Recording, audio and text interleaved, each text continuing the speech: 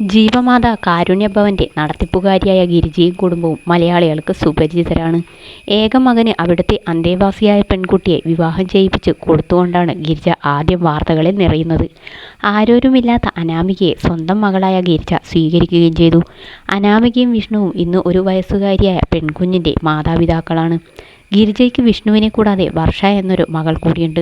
വളരെ ചെറുപ്പത്തിൽ തന്നെ ഗിരിജയുടെ ഭർത്താവ് മരിച്ചുപോയിരുന്നു. മക്കളെയും കുടുംബവും നോക്കണമെന്ന ഉത്തരവാദിത്വബോധം കൊണ്ട് മറ്റൊരു ജീവിതത്തെക്കുറിച്ച് ഗിരിജ ചിന്തിച്ചിരുന്നില്ല. വിഷ്ണുവിൻ്റെ വിവാഹശേഷമാണ് ഗിരിജ പുനർവിവാഹത്തെക്കുറിച്ച് ചിന്തിച്ചത്. അതിന് മുൻകൈയെടുത്തതും മക്കളായ വിഷ്ണുവും വർഷയും അനാമികയും എല്ലാമായിരുന്നു. കഴിഞ്ഞ വർഷം ജൂണിലായിരുന്നു വിവാഹം.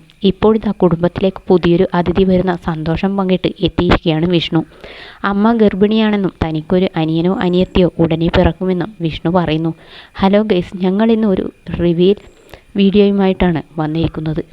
വലിയൊരു സന്തോഷമുണ്ട് ഞങ്ങൾക്ക് പറയാനായി. ഇവരുടെ രണ്ടിൻ്റെയും നാണം കാണുമ്പോഴേ നിങ്ങൾക്ക് മനസ്സിലായി കാണുമല്ലോ. മനസ്സിലായോ എന്താണെന്ന്?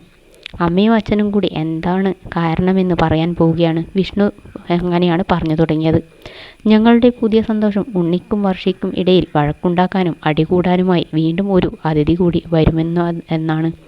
ഒരുപാട് പേരുടെ ചോദ്യങ്ങൾക്കുള്ള മറുപടിയായി കൂടിയായിട്ടാണ് ഞങ്ങൾ വന്നിരിക്കുന്നത്.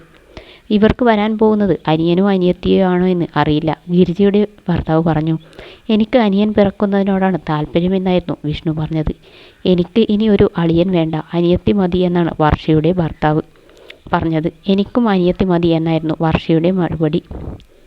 നിരവധി പേരാണ് കുടുംബത്തിന് ആശംസകൾ നേർന്നെത്തിയത്. അതേസമയം ഇത്രയും നല്ലൊരു സന്തോഷ വാർത്ത പങ്കിടുമ്പോൾ അനാമിക മാത്രം എന്തുകൊണ്ട് വീഡിയോയിൽ പ്രത്യക്ഷപ്പെട്ടില്ല എന്ന ചോദ്യവും കമൻറ്റ് ബോക്സിൽ ഉയരുന്നുണ്ട്. അമ്മ ഞങ്ങളെ എല്ലാവരെയും ഒരു നിലയിൽ എത്തിച്ചു. അപ്പോൾ അമ്മയ്ക്കും ഒരു സന്തോഷം വേണ്ടേ? ഉറപ്പായും വേണം.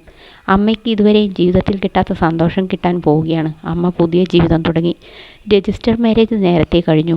ഇപ്പോൾ അമ്പലത്തിൽ വെച്ച് ചടങ്ങുകൾ നടത്തി. ഞങ്ങളുടെ അമ്മയെ ചിരിച്ച മുഖത്തോടെ കാണുമ്പോൾ ഒരുപാട് സന്തോഷം. അമ്മയുടെ ചിരി കാണാനാണ് ഞങ്ങൾ ആഗ്രഹിക്കുന്നതും. ഞങ്ങളുടെ ആഗ്രഹം പോലെയാണ് അമ്മയുടെ വിവാഹം നടന്നത്. അമ്മയ്ക്കും ഒരു ജീവിതം വേണമെന്ന് തോന്നി. ചാച്ചൻ ചെറുപ്പത്തിൽ തന്നെ മരിച്ചുപോയതാണ്. അന്നു മുതൽ ഞങ്ങൾ മക്കളുടെ എല്ലാ കാര്യങ്ങളും നോക്കിയത് അമ്മയാണ്. ഈ ആലോചന വന്നപ്പോഴും നിങ്ങൾ ഓക്കെ ആണെങ്കിൽ മതിയെന്നാണ് അമ്മ പറഞ്ഞത്. അമ്മ ഇന്ന് നിലയിൽ എത്തിയെങ്കിലും അമ്മ ഒരുപാട് കഷ്ടപ്പെട്ടിട്ടുണ്ട്. വിവാഹം കഴിഞ്ഞതുകൊണ്ട് അമ്മ ഞങ്ങളെ ഇട്ടിട്ട് പോവുകയല്ല, അമ്മ ഞങ്ങളുടെ ഒപ്പം ഉണ്ടാകും എന്നുമാണ് ഗിരിജയുടെ വിവാഹം കഴിഞ്ഞ സമയത്ത് സന്തോഷം പങ്കിട്ട് വിഷ്ണുവും അനാമികയും പറഞ്ഞത്.